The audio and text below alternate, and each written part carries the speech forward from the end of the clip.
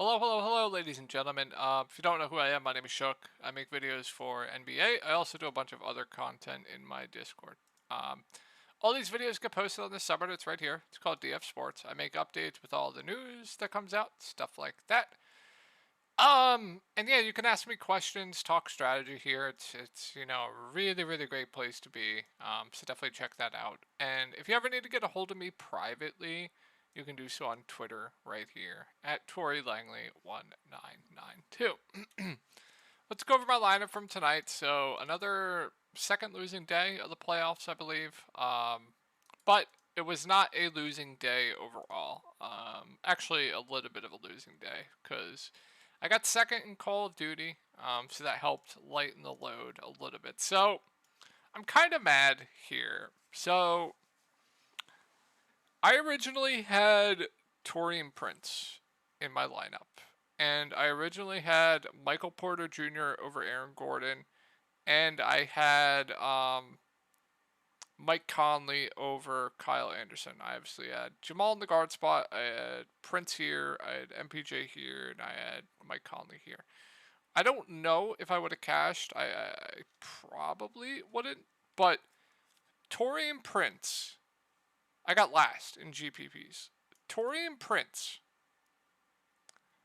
by the way, Torian Prince was 33% owned off the bench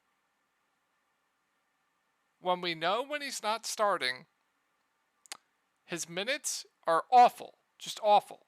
Like 20 minutes tops. And he needs the minutes to be there. Unbelievable. He plays 11 minutes and shoots 100% from the field. Gets a just unbelievable stuff. Unbelievable. This is one of the worst plays I think I've ever seen in the history of daily fantasy sports. And they weren't punished. I mean, they were punished a little bit, but I don't understand. I don't understand. As you can see, I made the pivot from Mike Conley, MPJ, and Prince to NAW, who was 7% owned. Aaron Gordon and Kyle Anderson. I did not want to play Kyle Anderson at all, but it was the only pivot I could make. I was not playing Torian Prince. I was just not going to do it. Like I said, worst play in the history of DFS. Just unbelievably terrible. The core that I have for today was just fine. Brunson was core. He did fine. Karis LeVert was core. Did good. Mike Conley was core. I told everyone I had to get off him. He did okay. Jared Allen was also core. He was bad. It was just a weird slate overall. So that's going to do it for the wrap up for looking at my lineup. Second losing day of the playoffs for me. By the way, if Discord is something you're interested in, where I have in-depth content going over each slate, player pools for cash and tournaments, I give you a core of 4 to play and stuff like that. I also go over some other stuff like XFL. I won't be doing XFL this week because I don't think the edge is there, but we talk every sport pretty much. So let's go over this 4-game slate. So this is my first time looking at the slate. Tomorrow's slate starts very early, so I'm getting this video out a bit early. So while I usually research the slate now, I have to unfortunately kind of research it while I'm going over this video with you guys. So just please bear with me if I don't ramble on with my words and I kind of stop to think for a little bit. So this will be my first time looking at the slate. So obviously here we have Joel Embiid out. I mean, it's going to be hard to get away from the Sixers tomorrow. You're definitely going to want these Sixers. So James Harden 8-6 is just absurdly too cheap. I don't understand. Obviously, we didn't know Embiid was out before this slate happened, so James Harden is going to be Giga Chalk tomorrow for a good reason. He looks absolutely phenomenal. I will not be fading a sub 9K Harden with the team to himself. I think Tyrese Maxey looks like a very good play at 6'4". He will also get a usage bump and a minutes bump. I expect him to play as many minutes as he can handle here, so he looks really good. Tobias Harris looks really good. He also gets a huge usage bump as well. Pretty much all of these Sixers look really good. D'Anthony Melton's probably going to have to play around 30 minutes. I like him a lot for value. I'm not going to get to PJ Tucker. Paul Reed probably starts at the 5. He looks like the best value play on the slate. He looks phenomenal, assuming he starts at the 5. Absolutely love Paul Reed. And then Montrezl Harrell, I assume, gets the backup 5. If he gets the backup 5, he also looks like a really good value. So, is there a chance they don't give Montrezl Harrell the backup 5? Especially if Brooklyn, I don't think Brooklyn will go small against Paul Reed. Is there a chance? I don't know. But Paul Reed looks phenomenal. D'Anthony Melton looks great. Tobias Harris looks great. Tyrese Maxey looks great. James Harden looks phenomenal. You're gonna have to have some interest in this team tomorrow. So let's go over Brooklyn. So I don't think they're going to go small here. I think Nick Claxton's probably going to play over 30 minutes. And at 5'5", it's just too cheap, especially without Joel Embiid going up against Joel Embiid. So Claxton really stands out to me at 5.5K. I really like Nicholas Claxton. Bridges, Dinwiddie. Bridges has been the one crushing of late. I think they're also just going to play huge minutes. So I think Dinwiddie, Bridges both look good. I think I prefer Bridges to Dinwiddie. Cam Johnson, another guy that's just going to play absolutely huge minutes. So he looks like a very safe play in the mid-range. So I like all 4 of the starters here for Brooklyn. Day'Ron Sharpe was in the rotation, but I think he only got 1 shift, I believe. He was only in there for 2 minutes. So we'll see what they do, but I think Royce O'Neal still a relatively pretty safe value. I think we get kind of similar minutes here. A guy that can pretty much do it all. So I like Royce again, once for value. Dorian Finney-Smith, playable, but I don't think it's necessary to go there on this. I think it's fine. Like, the value on the Philly side is just so much better, but I think Dorian's okay. I like Royce, and then I like the main 4 guys here for Brooklyn. I don't really think I'll be getting to anyone else there.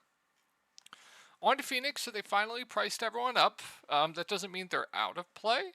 I think, I haven't even looked at the slate, so I haven't really looked at pricing. I think it's going to depend on some later news, but Devin Booker's just been phenomenal, and you're just seeing such a tight rotation for these guys. So I think Kevin Durant at 10K is still good. I think Devin Booker is probably my preferred option right now. His usage is just absolutely absurd.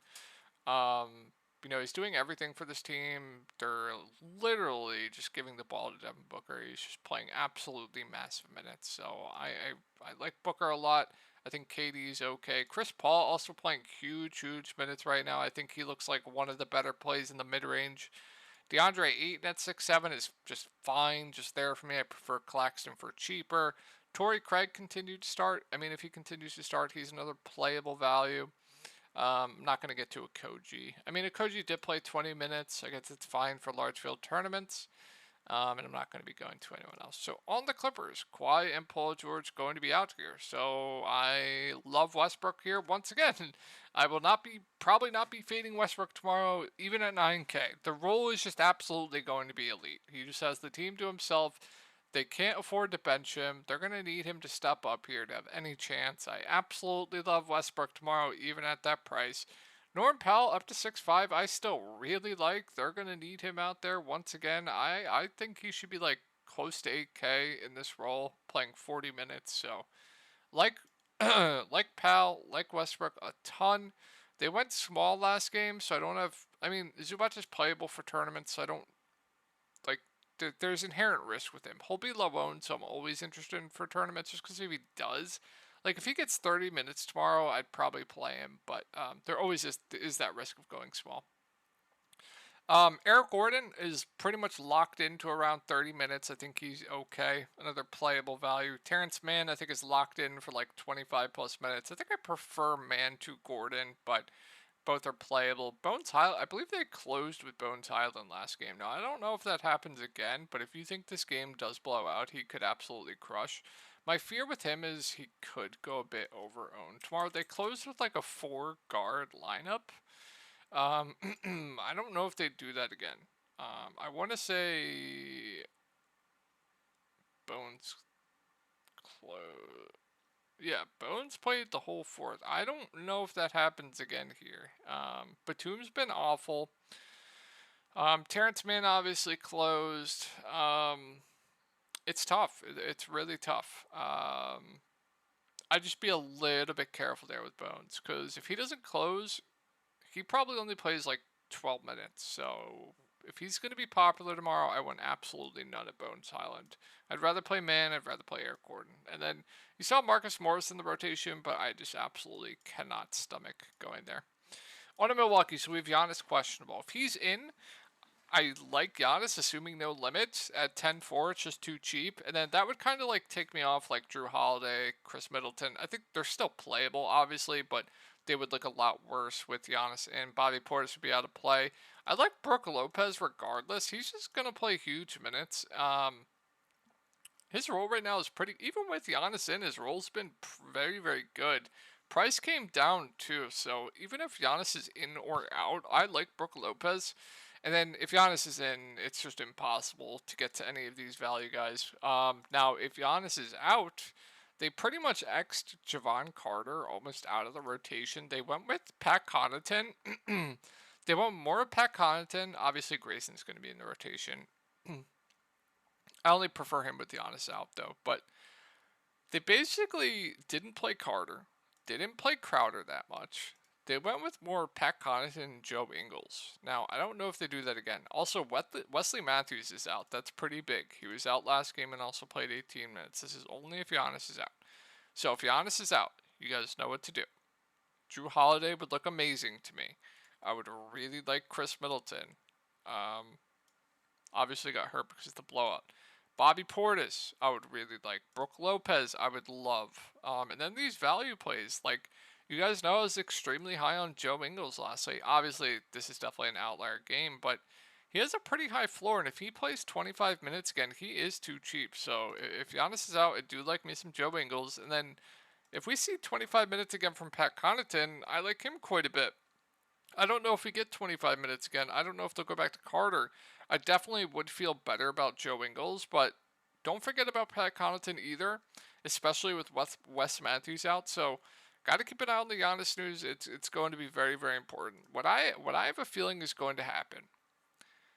Everyone's going to load up on Philly, and then no one's going to wait for this Giannis news. And if you get him out, you are going to have absolute smash plays here, probably at low ownership. So it's going to depend on what you want to do there. I have a feeling everyone's just going to load up on Philadelphia. So Milwaukee could be very, very interesting. So don't forget about Milwaukee tomorrow. I would definitely leave some spots there. I'm not sure if he plays, though. Obviously, this game turned into a massive, massive blowout last game. The Heat bench, I believe, brought it back some. So you saw pretty much all the starters didn't play the fourth. So I think they bounce back here. So I think Jimmy Butler looks great here once again at 9-2. He's just going to do everything for this team. There's no Tyler Hero. He gets such a big bump with no Tyler Hero. So I really like Butler here once again. I think Bam's good too. Definitely got hurt by the blowout. Was having a pretty solid game. Price came back down. These two are going to run the show just completely offensively. So Butler, Bam, both look good to me. Strus locked in for huge, huge minutes. It just depends on if he's going to hit his shots or not. I do like that the price came down. So I do like Strus quite a bit at 4-9. Gabe Vincent didn't play the fourth, so that's why you only saw 21 minutes for him. I think he's another solid value. They're going to lean on him heavily. No Tyler Hero. He's going to be asked to do a lot more offensively. I will not be playing Kevin Love. Caleb Martin's just there for me, like a fine last piece in. Did have a good game last game. I want to say he did play in the blowout too. I feel like he did. Pretty sure he did. I'm not going to look though. 419. I guess Kyle Lowry's just dead. I don't know. He must still be injured. I don't think I can go there. And then I think that's going to be it. They started Duncan Robinson, but he didn't get there until the blowout last game. He was barely on pace to play any minutes until the game got out of hand. I mean, if he starts again, you can definitely take shots on him, but I don't think it'll be necessary. And then yeah, game blew out. So nobody else is playable. And then another team that we have to keep an eye on is Ja Morant, who's going to be questionable for this game. If Ja Morant's in, I have a hard time basically going to anyone on this team. I still think Jaren would be okay, but I don't like Bane at 8-1 if Ja's in. Ja himself is injured, so it's hard for me to go there. Xavier Tillman is now 6K. I don't like that. Tyus would be out of play. I don't like playing Dylan Brooks. Luke Kennard would get a huge downgrade. David Roddy goes back to out of the rotation, so there just wouldn't be anything here for me if Ja Morant is, in fact, in. Now, if Ja Morant's out, that's where we can get to things. Then Jaren Jackson Jr. gets the biggest usage bump with Ja Morant off the court outside of Tyus Jones. Matchup not specifically the best. Like I keep saying, Lakers are one of the best teams in the league at drawing fouls, but the usage is going to be there. The role is going to be there. He has that blocks and steals upside. I think he'd be a good tournament play. Price came down too, which is nice. Desmond Bane always has a ceiling. I always like his ceiling for tournaments. I would only play him if Ja Morant's out. Tyus Jones at 7K I still think would be a pretty solid play. Played 36 minutes, shot the ball very, very poorly, but he's going to be their main ball handler. But still like him. I was playing him during the regular season at this price tag when Ja Morant was out, so I still would like Tyus. And then I think Xavier Tillman would have to play a bit more. He'd be playable, but 5'8". I think it's now priced about right, in my opinion. And then Dylan Brooks, he's a black hole. All he does is shoot. Fine, sure, okay. Now the prices come down. Luke Kennard does have a ceiling also when he's hitting his shots. I'd feel better about him, but not a must.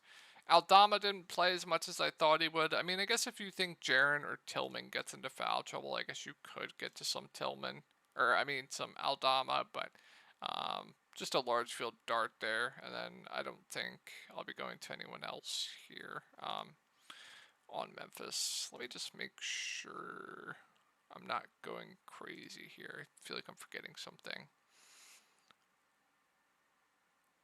Nope, I think we're good there, and let's move on to the last team here. So now now Anthony Davis sub 10K. You have LeBron sub 10K. I think AD stands out to me as one of the better spend ups on the slate. I think LeBron's like very, very safe, but like both for tournaments, I think D'Lo's a pretty good play here. He shot the ball 2 of 11 last slate. He was giga chalk. I think after burning everyone, no one's going to go back to him. He's just too cheap. So I really like D'Lo here. I think Austin Reeves is a fine pivot off that. Rui's been phenomenal. He's been shooting the ball very well. His role's been very, very secure. So I think we continue to see around 30 minutes for him. He's fine at 4.9. Once again, I think he'll go a bit over owned, but I think the price is about right now. Jared Vanderbilt will play around 20 minutes. Usage just horrible playing alongside AD, but another playable option. So I don't think I'll be going to anyone else in this team. So standouts, and who would I rather play over who? So James Harden's a priority for me. These Clippers are probably a priority for me. Like I want one of Westbrook. I want or Powell. I want one of them at least, if not both. Now, if Giannis is out, you're gonna have to play one of Drew. You're gonna have to play. You're gonna have to play one or two of these four in Brolo, Portis, Middleton, and Drew. One or two. I lean two personally. My two favorite would be Brook Lopez and Drew Holiday at their prices currently. And then, like I said, I like Ingles. Grayson gets a bump like him. And then if you think Pat Connaughton gets 25 minutes, gonna like him. And then Miami, like Gabe Vincent, like Butler, like Bam. Memphis, all depends on news. So standouts for me so far. Anthony Davis, Devin Booker, Russell Westbrook, Jimmy Butler, James Harden. If Giannis is out, Drew.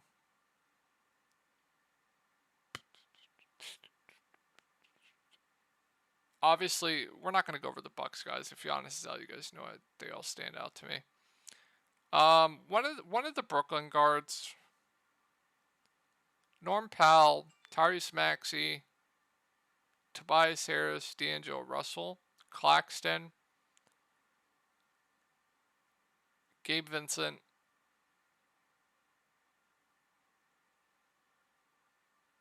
and I think that'll do it. I feel like I missed someone, but I think that'll do it, guys. I hope you guys had a great night tonight, and I'll talk to you tomorrow.